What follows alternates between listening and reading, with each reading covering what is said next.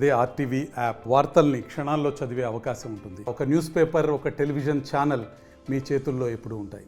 ఇప్పుడు ఆ ఇంటిని ఇచ్చేయమని అంటున్నారు కదా, శ్రీనివాస్ మిగతా ఆస్తులన్నింటినీ కూడా ఇచ్చేస్తానని చెప్తున్నారు కదా, ఆ సెటిల్మెంట్ అంటే అన్నీ ఇచ్చేస్తాను, ఆ ఇల్లు ఒక్కటే కావాలని అంటున్నారు.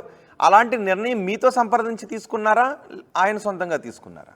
నాతో సంప్రదించి అంటే చెప్పడం అయితే నాకు చెప్పారు. అంటే వీళ్ళ డిమాండ్స్ ఇలా ఉన్నాయి, ఇలా నేను ఇచ్చేస్తానంటే అంటే నాకు ఉంది కాబట్టి, అంటే నేను డబ్బులు ఇచ్చాను కాబట్టి, అంటే అది మీ ఇష్టం, మీరు తీసుకోండి నిర్ణయాలు. నేనైతే మీకేం డబ్బుల కోసం అవి ఇప్పుడు ఏం ప్రెజర్ పెట్టను, మీకు ఉన్నప్పుడు నా అమౌంట్ ఇవ్వండి అని చెప్పాను. అంటే 2 కోట్ల రూపాయలు శ్రీనివాస్కి అలా ఎలా ఇచ్చేస్తారు ఇల్లు కట్టుకుంటానంటే? మరి నేను కూడా పైన కట్టుకున్నాను కదా, నాకు కూడా ఒక ఇల్లు ఉంటుంది కదా. ఓకే, అంటే మీరు అప్పుగా ఇచ్చారా లేకపోతే శ్రీనివాస్కి ఇల్లు కట్టుకోమని గిఫ్ట్ గా ఇచ్చారా?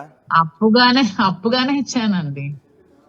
ఓకే, ఉన్నప్పుడు మళ్ళీ ఇచ్చేయమని ఇచ్చాను. ఆయన కష్టాల్లో ఉన్నప్పుడు మీరు ఆదుకున్నానని చెప్తున్నారు. ఇప్పుడు మీరు కష్టాల్లో ఉన్నారు, ఆయన మీకు యాక్సిడెంట్ కూడా అయింది, మాట్లాడారా మరి ఫోన్ చేసి ఏంటి అని? దగ్గరుండి డాక్టర్స్ తో మాట్లాడారు, దగ్గరుండి అతనే హాస్పిటల్ కి మాట్లాడి అందరి డాక్టర్స్ చెప్పి మంచి ట్రీట్మెంట్ ఇప్పించారు, త్వరగా రికవర్ అయ్యాను. దేవుడి దయ వల్ల అది ఇంటర్నల్ బ్లీడింగ్ అవ్వలేదు, జస్ట్ చిన్న క్లాట్ తోనే, అది కూడా మెడిసిన్స్ తో కరిగిపోతుంది అని చెప్పారు. సో త్వరగా రికవర్ అయ్యాను, అతనే అన్ని చూసుకున్నాం. ఓకే, అంటే ఇంత వివాదం జరిగిన తర్వాత కూడా మళ్ళీ మేము కలిసి ఉంటాము అని అంటే అది ఎటువంటి సంకేతాలు వెళ్ళే అవకాశం ఉంటుంది? కలిసి ఉంటాము అంటే అదే, ఇప్పుడు చాలా మంది క్యాడర్ ఎలాగా మాకు వచ్చి ఇప్పుడు ఉంటారో అలాగే ఇది కూడా రాజకీయ కోణంలోనే చూడండి, ఒక ఫ్రెండ్లీ నేచర్ లోనే చూడండి, తప్పుగా ఎవ్వరు చూడకండి. మాధురి గారు మీరు అన్నదే అండ్ శ్రీనివాస్ కూడా అన్నదే, మేము విడాకులు తీసుకోలేదు అంతే, కానీ అంతా కలిసి ఉంటున్నామని అన్నారు. కానీ ఇప్పుడు ఎందుకు మాట చేంజ్ చేయాల్సి వచ్చింది అన్నది అర్థం కావట్లేదు. ఏంటి కలిసి ఉన్నాము అంటే, తను ఒంటరిగా ఉన్నప్పుడు తనకి ఫుడ్ ఆవిడ పెట్టుకున్న రోడ్ మీదకి పంపించేసి లాక్ చేసినప్పుడు, నేను మా ఇంట్లోనే చాలా రోజులు ఉంటూ తన క్యారేజ్ అవి పంపించి ఆ డబ్బులు అవి ఇచ్చి ఇల్లు నిలబెట్టేదాన్ని. ఈ మధ్యన హౌస్ అయిందండి, హౌస్ జస్ట్ అయ్యి ఒక 2 months అవుతోంది. అంతకు ముందు వరకు అతను వాళ్ళ మదర్ వాళ్ళ ఇంట్లోనే ఉన్నారు. అసలు ఏంటి వాణి మనస్తత్వం ఏంటి ఆవిడది? మిమ్మల్ని రాజకీయాల్లోకి తీసుకొచ్చిన ఈ రోజు స్టేట్ లో కూడా అందరూ అర్థం చేసుకున్నారు. ఈవెన్ హాస్పిటల్ ఉన్నప్పుడు కూడా చాలా మంది వచ్చి నన్ను కలిశారు, అందరూ కూడా బాగా అర్థం చేసుకున్నారు. ఆవిడ మనస్తత్వం కేవలం డబ్బు డబ్బు డబ్బు, అధికారం, ఇవి తప్పితే ఆవిడకి ఇంకొక ఆలోచన లేదని క్లియర్ గా ప్రతి ఒక్కరు తెలుసుకున్నారు. ప్రతి ఒక్కరు కూడా అందరూ తెలుసుకున్నారు ఆవిడ కావాల్సింది. ఎందుకంటే మీరు చూడొచ్చు ఇంటర్వ్యూలో కూడా అన్ని రాసి ఇచ్చి వెళ్ళిపోమనండి ఎక్కడికైనా, అంటే మీరు క్లియర్ గా అర్థం చేసుకోండి ఆవిడ ఇంటెన్షన్. అందరూ రాష్ట్ర ప్రజలు, రెండు తెలుగు రాష్ట్ర ప్రజలు అర్థం చేసుకోండి దయచేసి. నన్ను లైమ్ లైట్ లోకి రాశారు కాబట్టి దివ్వల్ మాధురి అని నేను మీ అందరికీ చెప్తున్నాను రిక్వెస్ట్ చేసి, ఆమె ఆలోచన ఎప్పుడు కూడా డబ్బు, రాజకీయం. 2 సంవత్సరాల ముందు జరిగిన విషయాన్ని ఈ రోజు తెచ్చిందంటే ఇది కూడా టీడీపీ. ఒకసారి మీరు మాట్లాడిందే మీకు వినిపిస్తాను. శ్రీని గారు మేమైతే పెళ్లి చేసుకోలేదు, ఎందుకంటే ఇల్లీగల్ గా పెళ్లి చేసుకోవడం అనేది చాలా తప్పు. ఎందుకంటే నాకు డైవర్స్ అవ్వలేదు, అతనికి కూడా డైవర్స్ అవ్వలేదు. సో మేము ఎక్కడ కూడా మ్యారేజ్ చేసుకోలేదు. నేను అతనితో ఉంటున్నాను. అతను నాకు ఒక ఫ్రెండ్, ఒక ఫిలాసఫర్, ఒక గైడ్, అన్ని అతనే నాకు. ఎందుకంటే నేను సూసైడ్ చేసుకోవాల్సిన సిచ్యువేషన్ వచ్చినప్పుడు నువ్వు అలా ఏం చేసుకోవద్దు, నీకు నేను ఉన్నాను, నీకు ధైర్యంగా ఉంటాను, నువ్వు అధైర్య పడుకో, నాకు ధైర్యాన్ని ఇచ్చి నన్ను అతను ఒక సెక్యూర్డ్ గా ఉంచుతున్నారు. దాంట్లో తప్పేమీ లేదు కదా. నేను వాళ్ళ ఫ్యామిలీలో సహజీవనం ఎలా అవుతుందండి? అడల్టరీ అనుకోవచ్చు కదా. సహజీవనం అనేది పెళ్లి కాని వాళ్ళు చేసేది సహజీవనం అంటారు, పెళ్ళైన ఇద్దరు అమ్మాయి అబ్బాయి చేసేది అడల్టరీ అంటారు. అడల్టరీకి అక్కడ సుప్రీంకోర్టులో కూడా ఇది ఏం లేదు, దాన్ని మీరు అంత ఇష్యూ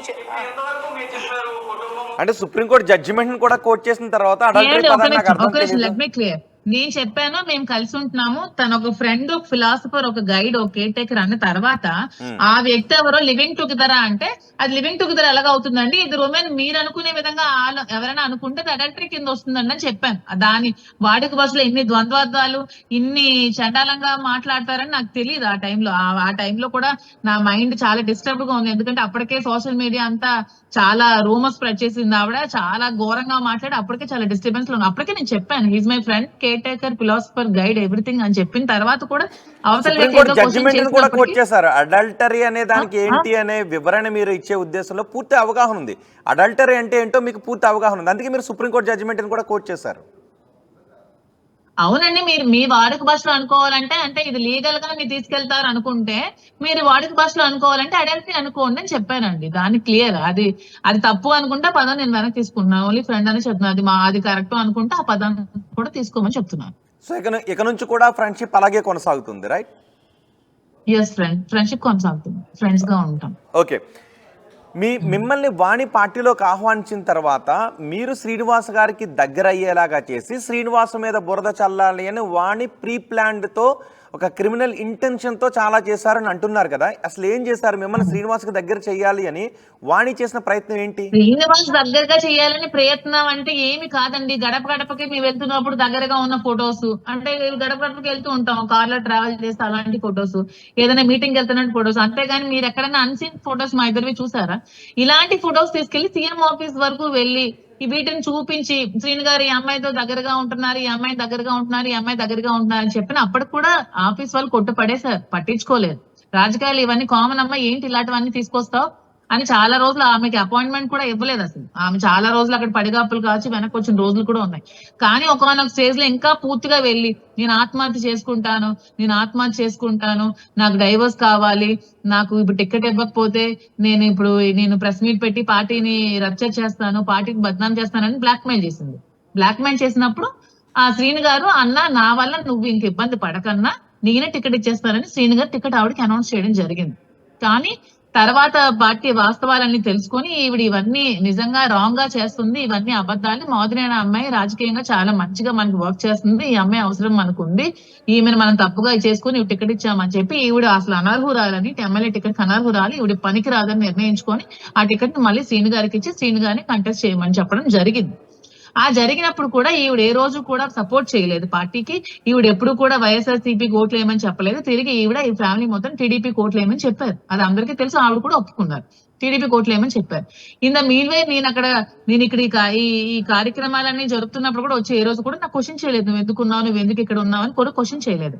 ఇవన్నీ అయిపోయాక రాజకీయంగా మాకు ఇప్పుడు ఎటువంటి అధికారం లేదు కాబట్టి మేము ఇప్పుడు వీక్ గా ఉన్నాం కాబట్టి వీళ్ళని ఎలాగైనా ఇంకా సాధించాలి, వీళ్ళని ఇంకా ఇప్పటికైనా ఇంకా ఏం చేయాలి వీళ్ళు ఇంకా అని చెప్పి టీడీపీతో ఆవిడ కుట్ర పన్ని ఈవిడ కూర్చుంది. లేకపోతే ఇప్పుడు సుప్రీంకోర్టులో ఉందండి. సుప్రీంకోర్టు లా ప్రకారం ఏ భర్త అయినా సరే తన ఆస్తి, ఎవరైనా సరే, అది మీరైనా సరే, నా భర్త అయినా సరే, ఆమె భర్త అయినా సరే, వేరెవరి భర్త అయినా సరే, స్వార్జితం అనేది అతని ఇష్టం. అతను అనాథాశ్రమంకి ఇచ్చుకుంటాడా, అనాథ పిల్లలకి ఇచ్చుకుంటాడా, ఎవరికి ఇచ్చుకుంటాడా అనేది స్వార్జితమైన ఆస్తి ఎవరిదైనా సరే అతని హక్కు, అతని ఇష్టం. అతను ఎవరికి కావాలంటే వాళ్ళకి ఇచ్చుకోవచ్చు. అది యాజ్ పర్ లా. తాతల తరాల నుంచి వచ్చిన ఆస్తి అయితే వీళ్ళకి హక్కు ఉంటుంది. ఇతని స్వార్జితం అయితే ఎవరికి కూడా హక్కు ఉండదు. నీకు హక్కులు కావాలంటే నువ్వు కోర్టుకు వెళ్ళి పోరాడాలి. ఇలాగా ట్రెస్ పాస్ చేయడం అనేది చాలా నేరం. ఇంత ట్రెస్ పాస్ చేసి ఇతని మీద చంపడానికి వెళ్ళి మారణాయుధాలతో తలుపులు కట్ చేసి గోడలు జేసీబీలతో తన్నించి లోపలికి వెళ్లి ట్రెస్ పాస్ చేసి అటాక్ చేయాలని, శ్రీను గారి మీద అటాక్ చేయాలని ఒక 5 మనుషులను తీసుకెళ్లి అటాక్ చేయాలని చూసినప్పుడు అతను పోలీసులకు ఫోన్ చేస్తే పోలీసులు ఎవరైనా వచ్చి మీ విషయాలు చెప్తే ఏం చేస్తారండి? వాళ్ళని అక్కడి నుంచి పొమ్మని చెప్పాలి. వాళ్ళని అక్కడి నుంచి ఇంకో దగ్గరికి వెళ్ళిపోయి మీరు ఏదైనా ఉంటే లీగల్ గా తేల్చుకోండి, మీరు ఏదైనా ఉంటే కోర్టుకి వెళ్ళి తేల్చుకోండి అని చెప్పాలి. కానీ ఏదో సినిమా చూస్తున్నట్టు చూస్తున్నారండి. అంటే దీంట్లో రాజకీయంగా ఆ టీడీపీ పలుకుబడి చూసుకొని వాళ్ళ సపోర్ట్ ఈవిడ రెచ్చిపోతుందని అర్థం చేసుకోండి. ఎందుకంటే ఇది మీరు లా ప్రకారంగా వెళ్ళండి. లా ప్రకారంగా వెళ్తే ఈవిడ చేసిందంతా రాంగ్. అక్కడ కూర్చొని ధర్నాలో కూడా ఏంటండి, నాకు ఇల్లు కావాలి, అది ధర్నానా? నీకు భర్త కావాలని నువ్వు ధర్నా చేయాలా? నాకు ఇల్లు రాసి వెళ్ళిపోమానండి వాడికి నచ్చిన దగ్గరికి, నాకు ఇల్లు రాసి మాదిరితో ఎక్కడికి వెళ్ళిపోతాడో వెళ్ళిపోమానండి. ఇవ్వండి ఈ మాటలు బట్టి మీకు ఎవరికి అర్థం కావట్లేదా ఆమె ఇంటెన్షన్స్ ఎంత వర్స్ట్ గా ఉన్నాయో, ఆమె ఎంత బ్యాడ్ క్యారెక్టర్ మీకు అర్థం కావట్లేదా? అందరూ దయచేసి అర్థం చేసుకోండి. కానీ ఆయన కుటుంబాన్ని అంతటిని వదిలేసి మీతోనే రావాలని అనుకుంటున్నారు. కుటుంబాన్ని వదిలేయటానికే సిద్ధపడిపోయారు. రావాలని ఎప్పుడు అనుకోలేదు. అతను ఎప్పుడు రాజకీయంగా ప్రజలతో ఉండాలని కోరుకున్నాడు. ప్రజలతో ఉండాలని కోరుకుని పలాసలో ఉంటే ప్రజలకు దూరం అయిపోతున్నానని చెప్పి టెక్కల్లోనే అందుబాటులో ఉండాలని అప్పటికప్పుడు ఆవిడ ఇంటి నుంచి గెంటేస్తే ఒక స్నేహితుడి సహాయంతో వాళ్ళ తమ్ముడు సహాయంతో ఒక సైట్ ని అతను కొనుక్కున్న తర్వాత కన్స్ట్రక్షన్ చేసుకుందామని అనుకున్నారు. అతను అందరి నాయకుల్లాగా అతను ఎప్పుడు కరప్షన్ చేయడు కాబట్టి, అతనికి అక్రమ సంపాదించిన ఇవన్నీ లేవు కాబట్టి, జెన్యూన్ గా ఉంటాడు కాబట్టి డబ్బులకి ఇబ్బంది పడినప్పుడు స్నేహితురాలుగా ఈ నా ఎలిగేషన్స్ వల్ల నువ్వు ఈ రోజు రోడ్డు మీద ఇల్లు లేకుండా అయిపోయావు కాబట్టి నీకు నేను ఫైనాన్షియల్ గా సపోర్ట్ చేస్తానని నేను కొంత అమౌంట్ ఇవ్వడం జరిగింది. ఆ అమౌంట్ అతను ఇల్లు కట్టుకోవడం మొదలు పెట్టాక ఇల్లు అయింది, స్టార్ట్ చేస్తారు. అప్పుడు పైన ఫ్లోర్ నేను కూడా కట్టుకొని ఇంకా కింద పార్టీ ఆఫీస్ కూడా. అంటే ఇంత గొడవ జరుగుతున్నప్పుడు అందులో మీ ఇద్దరు కలిసి జీవిస్తున్నారని వివాదం వస్తూ ఉన్నప్పుడు మీరిద్దరు ఒక్క చోట ఎందుకు కట్టుకోవడం? కనీసం ఆ వివాదాలకు ఫుల్ స్టాప్ పెడదాం, ఆయనకు ఫ్యామిలీ ఉంది, పిల్లలు ఉన్నారు, నాకు ఎవరో ఏదో చేశారని మా రాజకీయ భవిష్యత్తుని మేమెందుకు భూస్థాపితం చేసుకోవాలని మేము ఆలోచించాం. అదే డౌట్ అదే అంటే ఇద్దరు ఒక్క చోట ఉంటేనే రాజకీయ భవిష్యత్తు ఉంటుందా? వేరే ఇళ్లలో ఉంటే రాజకీయ భవిష్యత్తు ఉండదా? పై అంతస్తులో కింద అంతస్తులో ఉంటేనే రాజకీయ భవిష్యత్తు ఉంటుంది కదా. నా ఫ్యామిలీ దూరం పెట్టారు కదా, ఆ ఎలిగేషన్స్ నా ఫ్యామిలీ నన్ను దూరం పెట్టారు, ఇతనికి ఎవరు లేకన్నా ఒంటరి అయ్యారు, ఇక్కడ కార్యక్రమాలు చేయాల్సి వచ్చింది. అలాంటప్పుడు నేను ఇక్కడ ఉండాల్సి వచ్చింది. అది కూడా నేను మార్నింగ్ టు ఈవినింగ్ వరకు ఉండి నేను మళ్ళీ వేరే ఇంటికి వెళ్ళి ఉండడం జరిగేది. నేనే అక్కడ కంటిన్యూస్ గా ఉండిపోవడం కూడా కన్స్ట్రక్షన్ టైంలో ఉండడం జరిగేది. ఇది జస్ట్ ఒక ఫ్రెండ్లీ నేచరేనండి. దీన్ని ఆవిడ పెద్ద సాగదీసి పెద్ద సినిమా చేసి పెద్ద స్టంట్ చేసిందండి. దయచేసి ప్రజలందరూ అర్థం చేసుకోండి. మీకు అందరికీ ఇప్పటికే రిక్వెస్ట్ చేసుకోండి. నన్ను చాలా మంది సపోర్ట్ చేశారు, మిగతా వాళ్ళు కూడా నేను చెప్తున్నాను, దయచేసి అర్థం చేసుకోండి. ఆమెకి డబ్బు అపేక్ష, రాజకీయ అపేక్షతో ఆమె భర్తను చాలాసార్లు చంపాలని ట్రై చేసింది. పాపం ఎలా చంపాలని ట్రై చేసిందండి? ఆమె డంబుల్తో ఒకసారి అతను కొట్టిందండి, డంబుల్తో కట్టింది. అతను కొద్ది రోజులు తనకి ఫ్రాక్చర్ ఒకటి, తలకు దెబ్బ తగిలింది కూడా చాలా రోజులు. డంబుల్తో కొట్టడం, పడుకునేటప్పుడు ఒకసారి పిల్లో తల మీద పెట్టిందంట. పిల్లో తల మీద పెట్టి ఊపిరాడక చాలా రోజులు పాపం కింద నలిగి కింద రూమ్ లో డోర్ లాక్ చేసుకుని పడుకునేవాళ్ళు. ఒక లాయర్ కి ఫోన్ చేసి ఫుడ్ లో పాయిజన్ పెట్టమని చెప్పిందంట. పార్టీకి ఇన్వైట్ చేసి ఫుడ్ లో పాయిజన్ పెట్టండి అని చెప్పిందంట ఒక లాయర్ కి.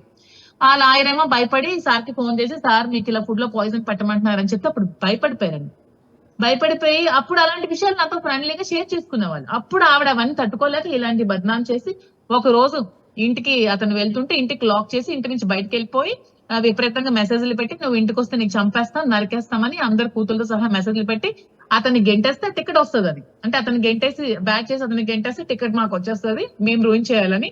ఈవిడ ఏమండి నిజంగా భర్త మీద ఆలోచన ఉంటే టికెట్ తీసుకుంటారండి? టికెట్ తీసుకుని ఈ పాప ఈవిడ వీళ్ళ అల్లుడు ఎవరో ఉంటే వాళ్ళ అల్లుడు ఎవరో కూడా తెలియదు ఊర్లో, అలాంటి అబ్బాయిని కూడా తీసుకొచ్చి కొండ వయసు ఊరంతా తిప్పేసి అయ్య బాబాయ్ పార్టీని గ్రాఫ్ అమాంతంగా కూల్చేసిందండి బాబాయ్ పార్టీ. అప్పుడు వరకు వైఎస్ఆర్సీపీ 60, టీడీపీ 40లో ఉండేది, 60-40 రేషియోలో ఉండేది. నేను గడప చేసినప్పుడు 60-40 రేషియోలో అమాంతం టెక్కలు ఇంకా గెలుపు ఖాయమని వచ్చిన టైంలో ఈవిడ ఎంట్రీ మొత్తం నాశనం చేసేసి పార్టీని ఎంత వరస్ట్. ఎందుకంటే ఆ కార్యకర్తలందరూ చెప్తుంటారు, ఏ కార్యకర్తకి తిట్టడమే, ఏ కార్యకర్తకి వరస్ట్ అన్పార్లమెంటరీ లాంగ్వేజ్ తిడుతుంది, ఏ ఒక మనిషికి ఏ రోజు ఒక మంచినీళ్ళు గాని ఒక టీ గాని ఇచ్చిందని ఎవరికి తెలియదు. Rude behaviour. మరిన్ని వీడియోస్ కోసం ఛానల్ ని సబ్స్క్రైబ్ చేయండి, లేటెస్ట్ అప్డేట్స్ కోసం వాట్సాప్ ఛానల్ ని ఫాలో చేయండి, అండ్ లింక్ డిస్క్రిప్షన్ లో ఉంది.